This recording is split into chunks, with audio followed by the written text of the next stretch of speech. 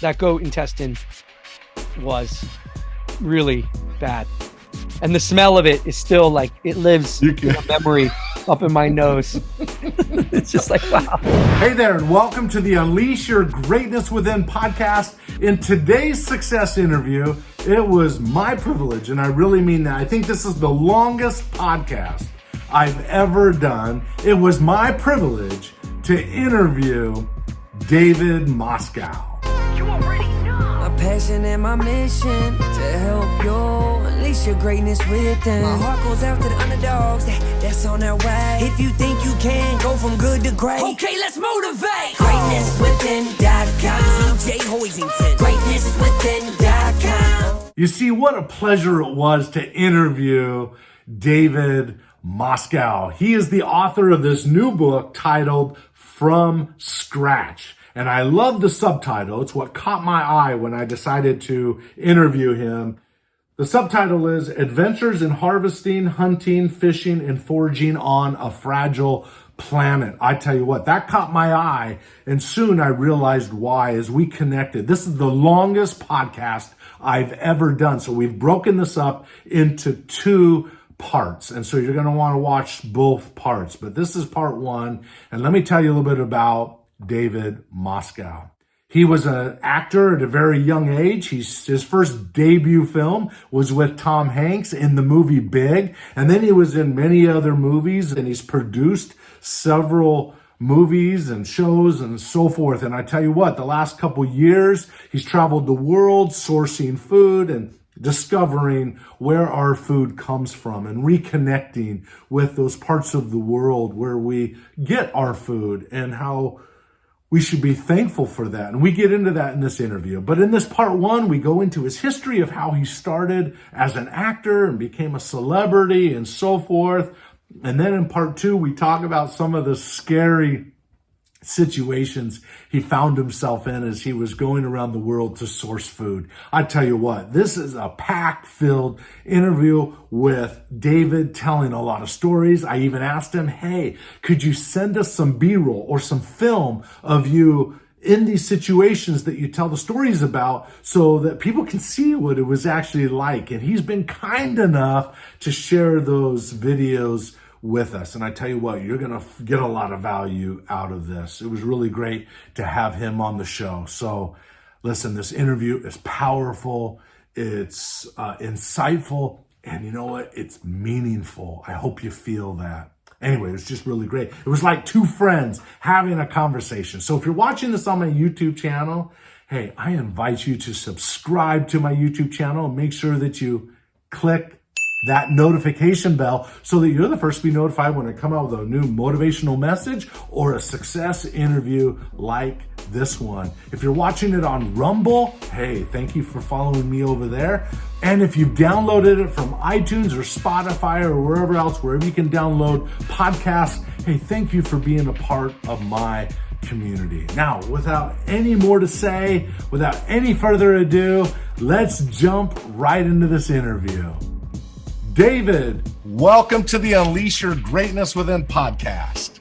So happy to be here, man. So happy to be here. I am happy to have you here on the show. This is a little bit different type of a show that we typically do. We have a lot of entrepreneurs, business leaders, but we also have people that just want to get ahead in life, right? So the everyday type of person from around the world will watch this and listen to this podcast.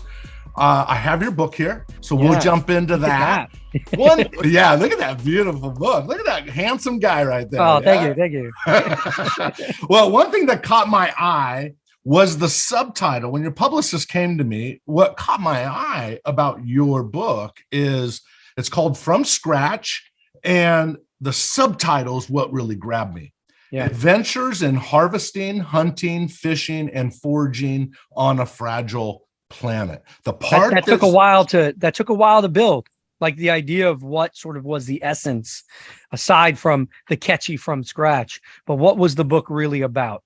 And that in a way that was the first thing we kind of figured out when I co-wrote it with my father, who's actually John Moscow. Moscow. He's a writer on the television show that this sort of like comes out of.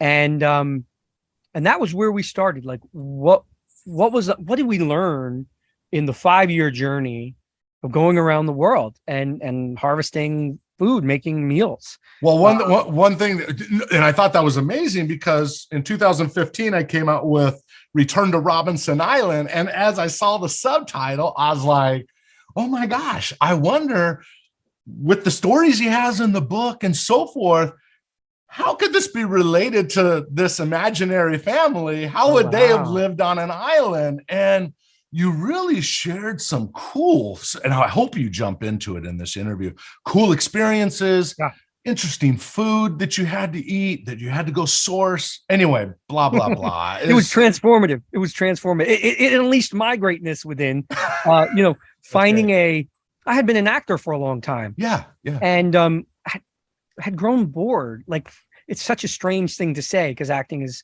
like, you're auditioning all the time and it's highs and lows. So bored isn't really kind of a word that comes up.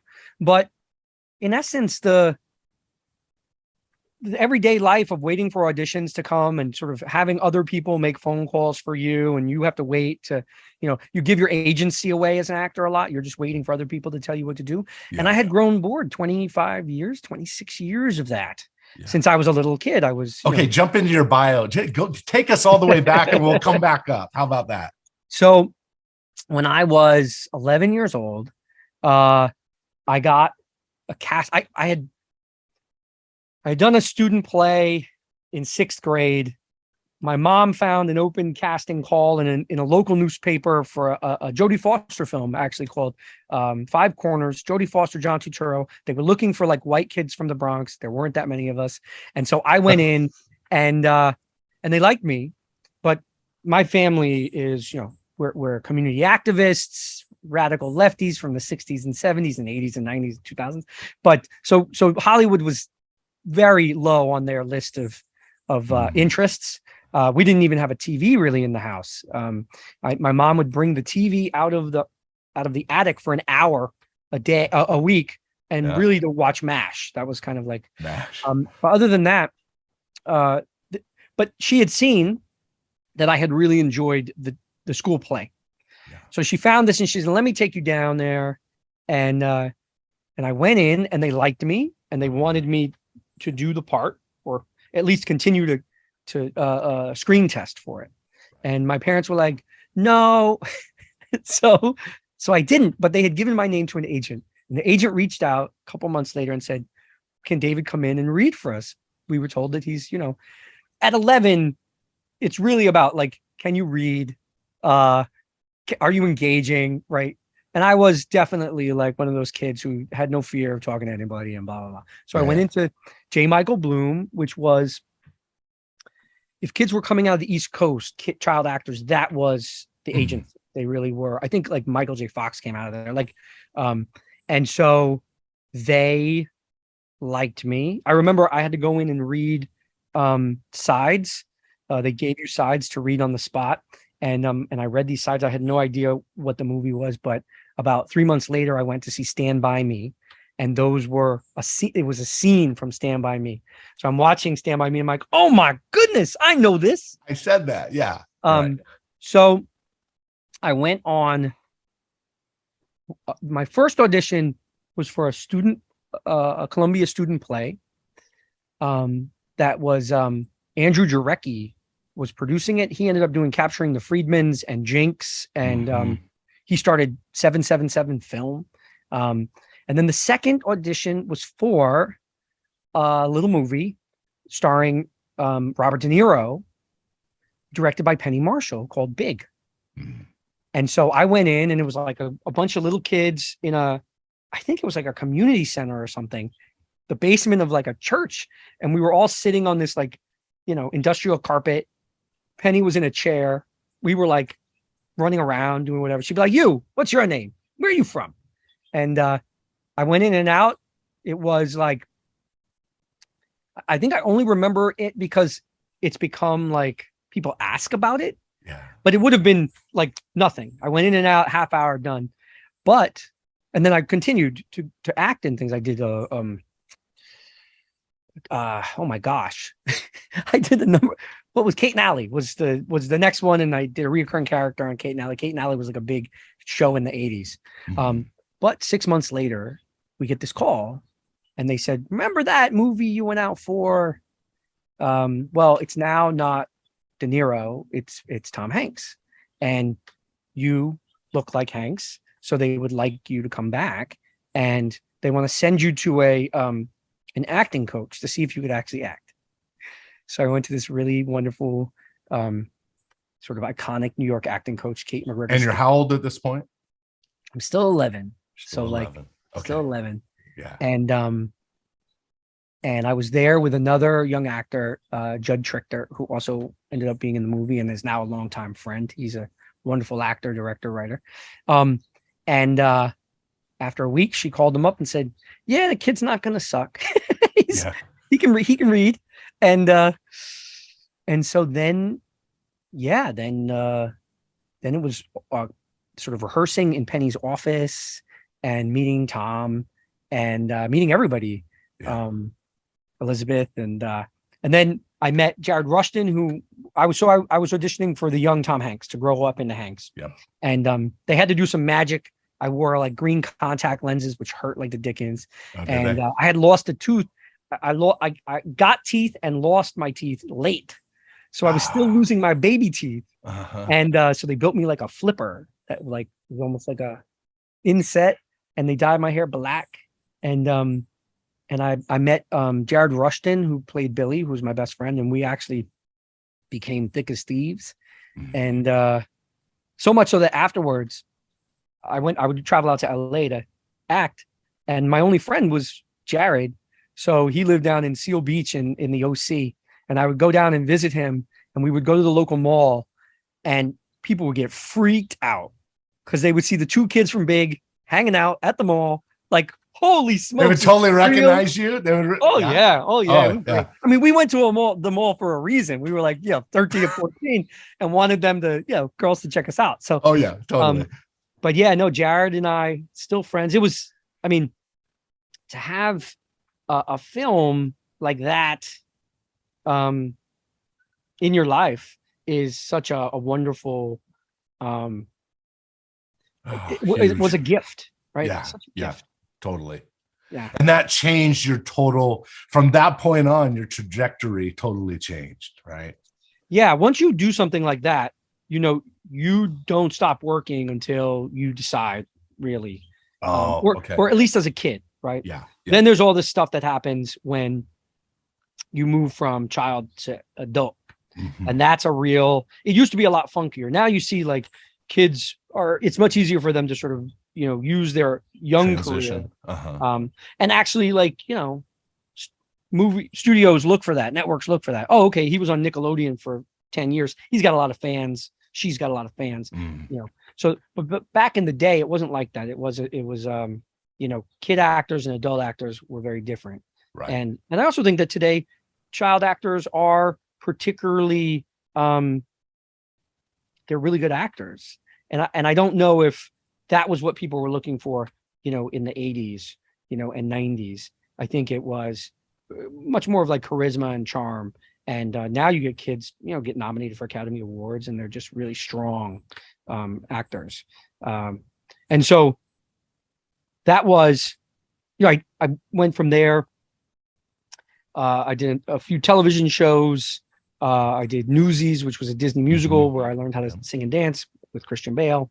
And then was like, I'm going to take a break. I'm going to go to college.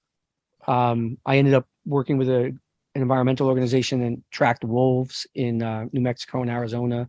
Oh, interesting. And, the Mexican border, which was like, I did that for 4 or 5 months and was like, I got to go back to acting. It was hard work. Yeah. Oh my gosh. Yeah. And you just need like,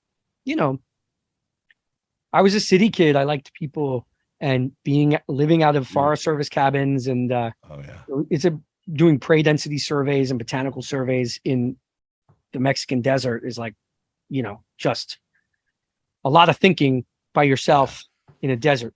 Sure. So I came back and did a Broadway show, and And that was transformative for me, because I had never really built up a toolbox, of skill sets. with skill sets. Yeah. It really was like smile, show up, they hand you a check. That's great. But here, if you're going to be on Broadway for 2.5 hours in front of an audience, every night, yeah, you have to bring it. And there was a real conflict at the beginning. I was hired, and the producer and the director were not getting what they needed from me. A lot of it was because I was up there thinking about sort of what I was going to have for dinner later. And then I would say my line. And so we got close to press night and opening night, and they were desperately trying to, at the end of the play, I'm supposed to turn to my mother, who's a visiting ghost, a specter. And I basically am supposed to say, how can I ever miss you if you never leave? And then she leaves, closes the door, and then I break down to cry. And I never was breaking down during all of the rehearsals. And you couldn't get yourself there? I couldn't get there. Okay. Yeah. So I read an interview with Sean Penn where they were discussing his sort of method acting. I think it was around, what was that high school movie that he did? Spicoli, he was so famous. Anyway, Fast Times at Ridgemont High, where he bothered everybody on set because he was the character from the beginning of rehearsal all the way through the end of shooting and never broke, only interacted with people as Spicoli. And I was like, well, that sounds interesting. I think that may be something that could help me here. So with a week left, I was like, okay, I'm going to be this guy, this kid, and I'm going to walk around in the world like this, on stage and off stage. And I remember it was press night, and the end of the play came, and I say, how can I ever miss you if you never leave? And she left, and I turned around, and it was whoosh, and there was a very nice response for the audience. Yeah. I was like, oh, whatever this is right here, I want more of this. This is phenomenal. And so then I joined a little theater company that my friends had, and worked on stage for the next 5, I don't know, maybe even 10 years. And really sort of built a toolbox that allowed me to, when you're going up on stage every night, in different shows, and this was a small company, so like, people would call you up and be like, I want to do Sam Shepard's 4-H club next week, and you'd go down and help build the set, and then you'd have a part. And so it was keeping you like really honed, and you were always being creative. And so when I had an audition, it never fazed me.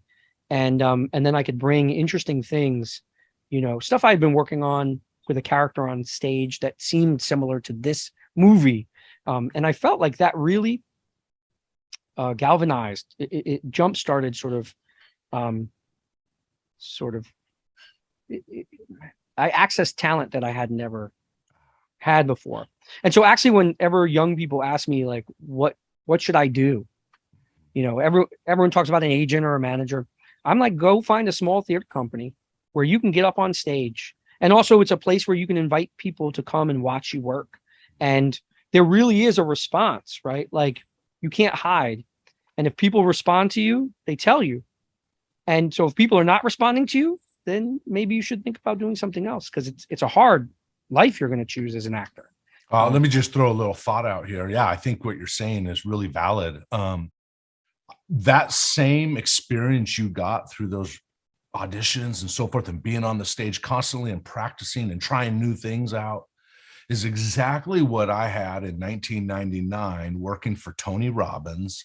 And in 1 year, I gave 240 public presentations inside companies, and I failed. I mean, to be honest, I'm embarrassed to think about the first couple speeches I ever gave. I'm glad they weren't filming them, because woo, I tell you, but through experience, right? People go, I get so nervous speaking in front of in front of people or whatever. It's just like you just said, it's about trial and error. It's about getting the feedback, figuring out what works and what doesn't work. And then as you do it, you realize you're more capable than you think you are, right? Oh, totally agree. I mean, what you explained, for most things, grit is the ability to get back up, Yes. go back out in the face of, people maybe laughing at you, throwing tomato, whatever, right? Whatever. To go back and address an issue that came up and figure out, avoid the traps and figure out a way to get over the hurdles. That's it, right? It's the marathon.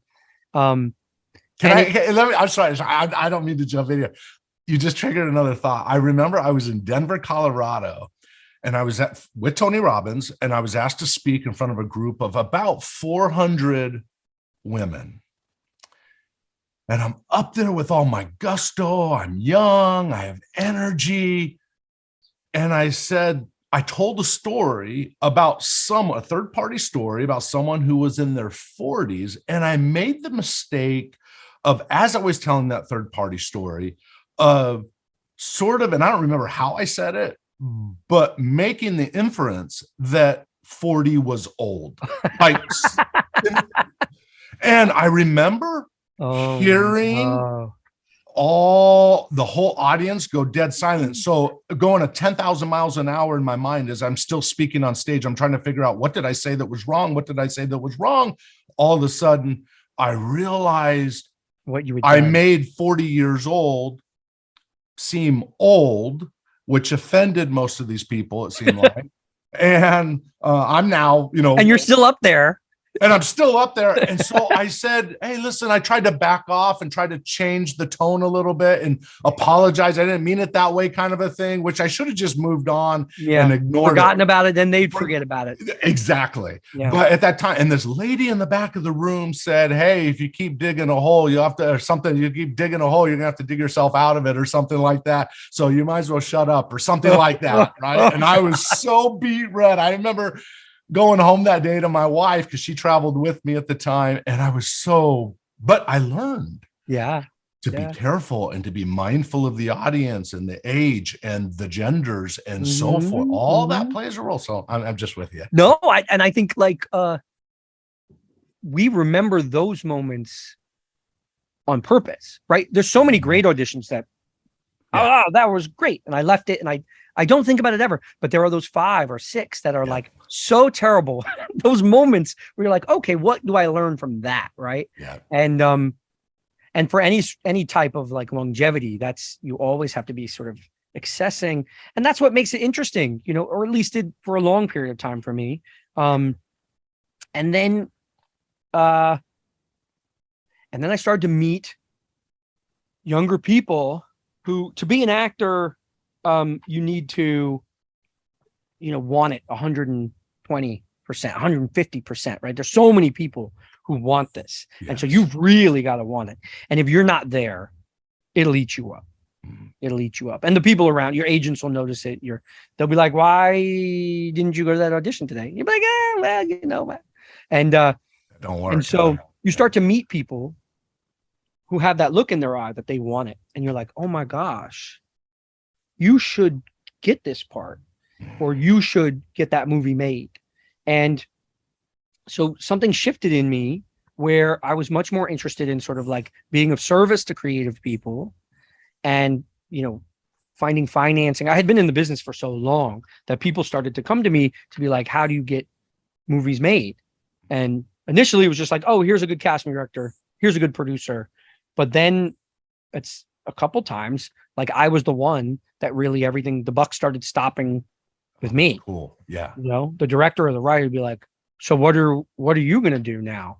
I'm like, what am I going to do? I'm going to find the money and we're going to attach the actors. And so it first happened with my dad, who was a community activist, called me up and said, a family friend, this guy Luis, who he had actually been developing schools with in New York, his kid had written about 20 pages of music for a play. And would I listen to it? And I was like, oh God, this is not a good idea. Because being stuck in bad theater, there's nothing worse. And also it was a family friend. So that's even more terrible. That's hard. Yeah. But I said, okay. And I went down 10 minutes in. I'm like, lock the doors. This is amazing. And the kid's name was Lin-Manuel Miranda, who ended up going to do Hamilton. But before that, he did a play that won the Tony called In the Heights. And I workshopped and developed that with him for the first. I was the initial producer. I brought in this woman, Jill Furman, who her dad did Book of Mormon. And then I brought in Bernie Telsey, the casting director, who had done Rent, and really developed it. And then it went on off Broadway, and then won the Tony. So that was really the moment where my agents were calling and are like, you got to go in for that Law and Order episode. I'd be like, I've gone to Law and Order like 20 times. Like, they know who I am. But this time I'm like, look, I can't. We've got rehearsal. And that was the moment I stepped away and started really being sort of a producer, tried my hand at writing. And I think one of the things you said early on, that usually you have like entrepreneurs. This is independent filmmaking. Is that you are on some level making a creative product. Well, you're making a creative product that you have to sell, and you have to convince people to invest in it. And then you have to find a life for it after it's made. And you learn stuff, and you're doing battle with all these people who have like huge studios that don't want you to succeed because you're going to take space in the movie theater from them, and then if you do succeed, they would actually like to buy you at the cheapest amount so that they can make the money on. So it's a crash course in business, which I was an actor and never paid attention to that side of it. But through over 10 years, sort of learned access to whole new talent, right? Again, by failing a lot, by like initially, because I didn't go to school for it. So it was really about like, okay, what happened in this contractual negotiation that messed things up? What can we learn better so my investors will recoup? And you start to be able to redline contracts just out of, figuring out, the lawyers end up, you have a conversation with the lawyer at this point, as opposed to at the beginning where it's just the lawyer going through and doing it for you. And so, yeah, I developed I executive produced about 27 movies, and the production company, we won Tribeca a couple times. We had a filming competition at Cannes, Sundance. I just had a film at Sundance. We've had a few at Sundance, South by, and then that's where sort of the germination of the show, the book From Scratch, came. We had one of my investors, his wife, actually, we were kicking around ideas. And we wanted to do a documentary about how tacos and margaritas are made, really to show how interconnected people are through food. That a lot of Americans, or in the world, people think that I'm on an island, I did this by myself, blah, blah, blah. Well, it actually took 60 people to make that pizza slice. Yeah, so I read that in your book, as 60 people to make a pizza slice when you track it all the way back to the source. And that doesn't include supply chain people. I mean, how many people are on the boat that bring, the wheat over, right? So this is just a hands-on food production. And so it really changes your perspective of the world. Yes. It shows the hard work and the importance of the people who are in the fields, in the restaurants. And so, well, let me just say here, I had a couple thoughts that I was writing down in my notes as I was preparing for this interview. And these are just TJ's thoughts. So you can just pick away at them. Shoot. Richness or meaning, Mm-hmm. right, not only comes from the food itself, but the rituals and the meaning that often come from tradition is one thing I learned. Like when you talk about the Maasai and so forth, I mean, there's deep traditions, and it's for many of these cultures, it's so, the food is a part of the puzzle, but it's so symbolic. That was one thought I had. Can I add something? Yes, please do. Yeah. We have that. It's not just the Maasai, but apple picking, right? That's a tradition. Pumpkin patch, right? That's something we look forward to every fall and is ingrained in our souls as like, this is a magical part of my childhood and something that I definitely want to share with my son and now daughter. And fishing with grandpa, fly fishing, deep sea fishing. There's so many rituals around food, even the holidays, right? It's some point, whether you're religious or not, I don't come from a very religious family, but Thanksgiving and Christmas and Passover, these are meals that they define me, right? Like huge. First time I was at Passover and said, my parents live in the East Coast. I live in Los Angeles now. And the first time I said, it's amazing being here and it's sad that I'm going to have to go back home. And that they heard home was the West Coast. Like it was like, holy smokes. But these are the ritual of food. You can't deny. No. And the more we think about it, sort of, I get into the book, I talk about unconscious consumption, which I think is a problem, not only in food, but for this book, it's food. Go into that. Unconscious consumption is hurting us physically. I mean, obviously, when you drive up and get your meals in a paper bag wrapped in paper, you don't even think about it. You consume it in the car for that, that hit, right. That chemical hit, right?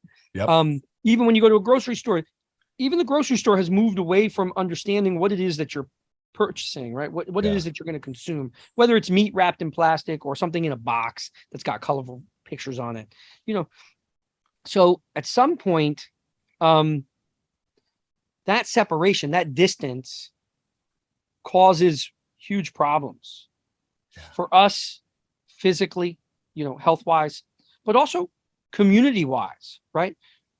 The people who make our food are over there, far away. And you no longer go to the butcher shop and see an animal hanging in there or a live animal that you say, hey, I want that one. And that's just a generation ago, right? So that person is an expert. We need that person to help make our food. And now that person is behind the curtain and we don't see them anymore. And so we're able to, in a way, disrespect them, right? Migrant workers are treated terribly.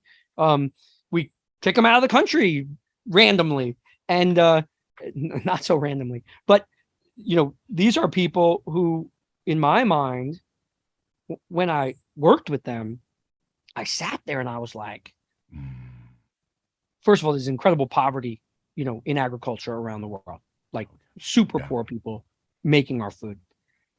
But I started to think about, like, there are these people that you always know, like, oh, teachers should make more money, nurses should make more money. That collective, we kind of agree, right? And people who make our food and give us sustenance need to be taken care of. Yeah. So community wise, and we get into in the title, on a fragile planet, right? The way we treat animals, the way we treat the earth, with the distance that we've now created, we can do things that we wouldn't necessarily do, like morally. Like, I think we all walk around with a moral compass, but if it's out of sight, it's out of mind, and things can go on. So what I tried to do was, and it was a personal journey for me, I eat an insane amount of meat. I love meat too. Oh my gosh. And I don't want to stop reading your book. No, I get you. But reading your book made me think, okay, just be more conscious of. So explain that side of it. Be more morally conscious of the meat. You're not telling people not to eat meat. You're just saying, hey, just look at it from a little bit of a different angle. Yeah. Well, I did a thumbnail sketch, 45 years old, 2 meals a day that have meat product. And that's probably underselling it because there's meat in everything that we do. That we don't think about, right? Yeah. Particularly there's beef products and stuff. So that's 35,000 animals that I've been part of killing. It's a crazy amount. That number's just wild. Wow. That we never think about because we don't. It's not a face that we have to look at. So I wanted to come face to face, no pun intended, with what I was doing. And there's a lot of things that people will put up with, but killing animals is hard for people to take, and me particularly. So when I first was on this mission, even my parents reacted terribly to it. Oh, did they? How can you kill those pigs? Yeah. And I was like, you eat pork. So then they stopped eating pork to prove me wrong. That's funny. Stopped eating pork. I was like, you can't get away from it. You still eat fish. You still eat chicken. Like you're slaughtering animals to consume them, and you can't point a finger at me because I'm actually getting right in it. I'm getting right in it, and like, okay, this is me. I live in a community of meat eaters. My family, my extended family. Like, I don't want to leave that community because there's something incredibly hard that vegans do. And we all make fun of there's a lot of humor about vegans, but man, they're freaking brave. And like to take yourself in the face of millions of years of animal consumption and say it ends here and I'm going to be a problem at dinner. Like I'm going to have to call ahead and you're going to have to change the menu for me. Like that's incredibly tough. Oh yeah. Very tough. And I'm not there yet. I don't know if I'll get there because I do enjoy hanging out at the barbecue, standing next to the smoker or whatever, and then tasting the first cut that comes off. And so I enjoy that part community wise, but I needed to figure out how to eat meat sensibly in a way that felt okay. And so what I learned, I'll get into this. Actually didn't end up in the book, but launched me. I mean, I talk about it a little bit in the book, but I ended up having to slaughter a cow in Texas and then butcher it and take it around the world. Around Texas to barbecue. And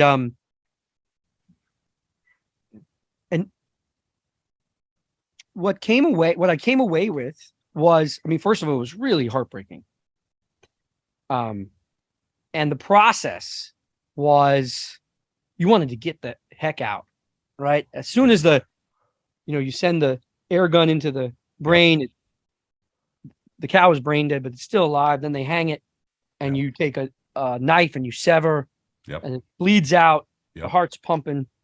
And then you start to break it down. And I wanted to leave. I wanted to get out. And, but you couldn't. No, you have to. How could I be a hypocrite? No. Yeah. How was I going to live with myself if if you can consume the book ended right there. Grand opening, grand closing, done. I can't do it anymore. And there was like a moment where cow's still pooping all over the place. You're taking a hose and you're just like washing it out. Really? And then, you take off the skin, you remove the head, the hooves, and it starts to look like something that you see hanging like a slab, right? And you're okay. I'm starting to understand this more. It's not as painful. But even then, there's like a moment where you open up the belly and you've got to take out the innards. So what you have to do is you have to go to the anus and you have to take a knife and saw around it. Then you pull that out, you put a plastic bag on it and a rubber band, and then you push it back up through so you can remove everything out of the cavity. And the guy who was helping me, so I reach my hand and then something grabs my hand and I'm like, ah, and it was the worker was fucking with me and he reached down and grabbed my hand and I was like, but there, there's another moment where we got to the place where it wasn't an animal anymore. And he felt like playing a joke was okay, even though there had been just this big traumatizing. Sure. And so in the book, I talk about slaughtering a boar. And yeah, in our world today, the killing of animals is so removed from our everyday life, where it wasn't something. My mom grew up in Montana, and they had chickens, and I remember she tells stories of like her grandma would, bring the chicken out, chop its head off, let the chicken go, the chicken will fly around. My mom like went to go get it and covered in blood and feathers, and she stopped eating chickens, like just because that was so rough for her. And I think it's something that humans need to get up close and personal with. If we are going to eat meat, we need to see how it's done and be reminded. And the change that happened, the change that occurred was I eat meat a lot less, dramatically. So it's smaller on my plate. It's not the main. Every meal doesn't have to be like, I got the big steak and then I got the stuff around it. Sometimes it's like it's the appetizer, or it doesn't make the dish, right? And if I do eat meat, then I pay for it. It hurts my wallet.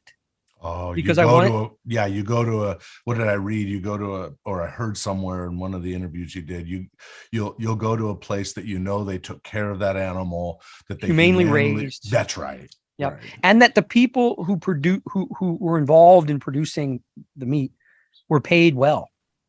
And so, if we're trying to break the cycle that the distance of killing gives us, which is like it hurts ourselves, our body, it hurts the community, and it hurts the world, the earth. This is a good way. It came up in a very interesting way in the Philippines. So one of the things that happened on the journey of writing the book was I was asking sort of very small personal questions, can I do this? And we would unlock large stories. So I went to the Philippines. My wife is Filipina. And my father-in-law, George, was my guide there. That's cool. Yeah, I think he loved it. I think whenever we talk about it, he gets very happy, and he tells his side of what occurred. Sure. So we went out on a boat. We were making patis for an amazing chef, Margarita Mansky. She has a restaurant in LA called Republique, and a bunch of restaurants in the Philippines. And so we had to make patis, which is a fish sauce. It's a foundational ingredient in Filipino cooking, and we need to go get scad, and so we go out on a banca, which is a very scary boat to go out on. And you read all these things that so fishermen have the highest death rates of any career in the world. People die. Yeah, that's true. More people die fishing around the world than any other. Okay. And these boats, particularly, these are like the original structure of the boat is 11,000 years old. Like these are the boats. This is like where it's got the middle and then the two outrigger. Yep.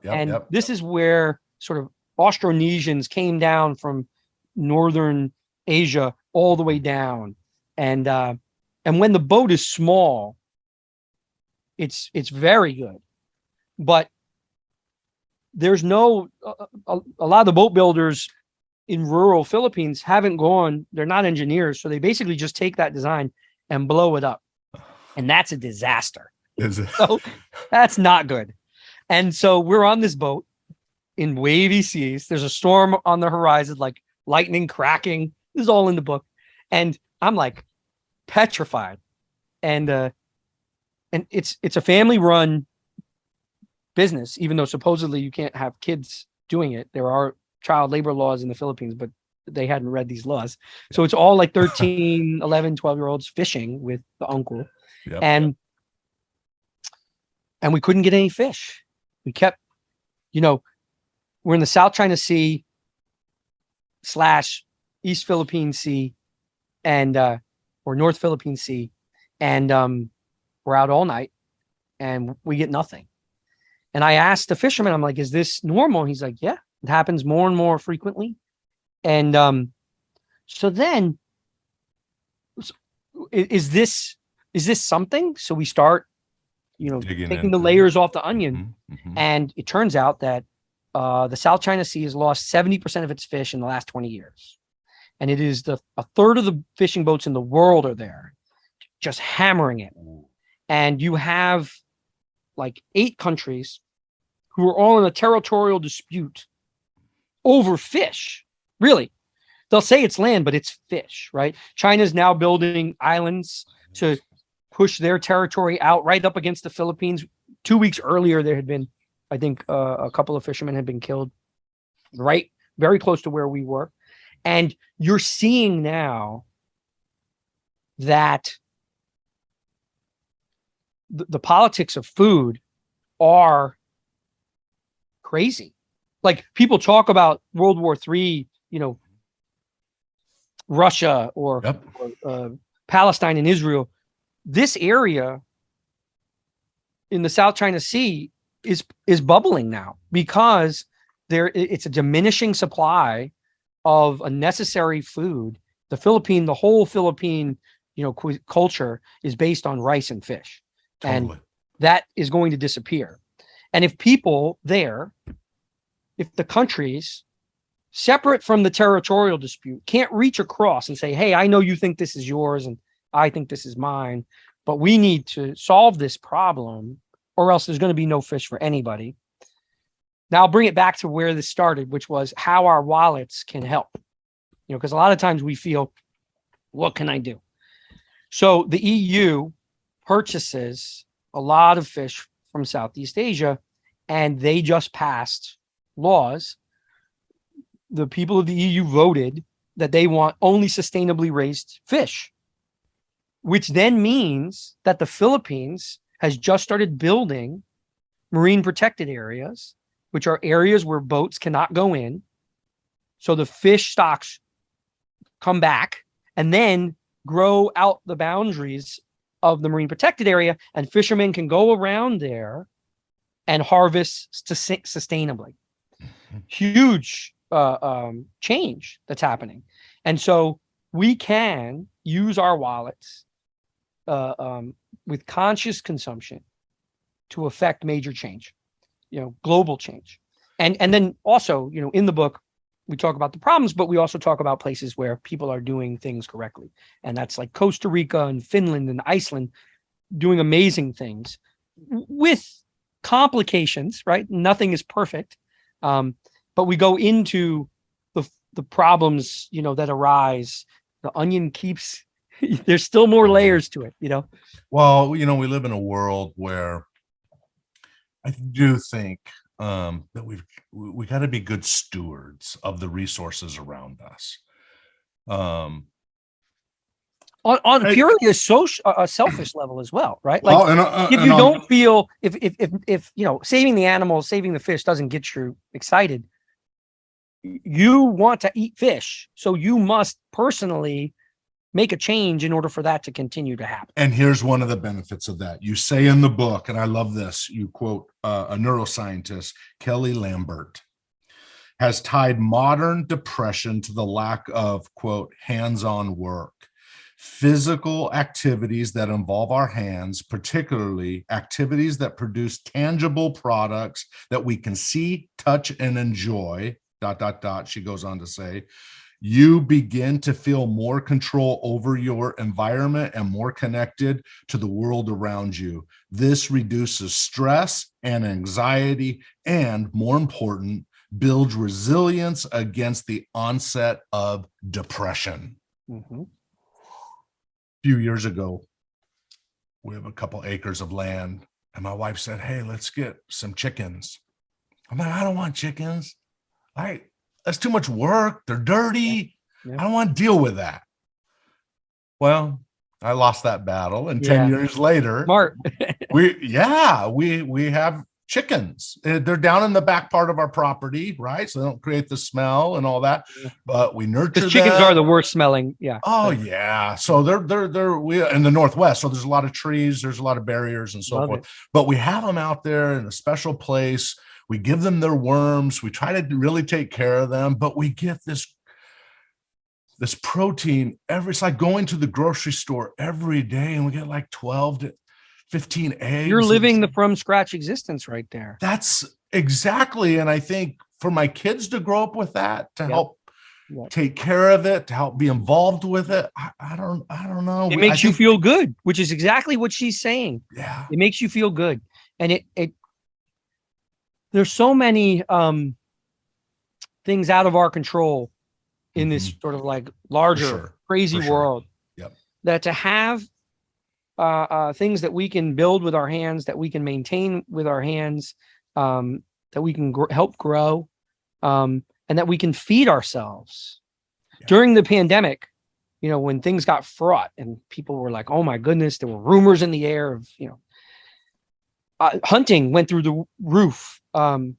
The buying of hatchlings, chickens went through the roof. Yep. Gardening went through the roof. Martha Stewart, and frankly, based on the time that we're filming this, just looking at some of the financial numbers this morning before we jumped into this interview, I mean, it may still come a time where some of that is useful to be totally, I think, simplifying our life. Okay, so I'm getting a little bit off here, but but you're dead on. Yeah, you're dead on.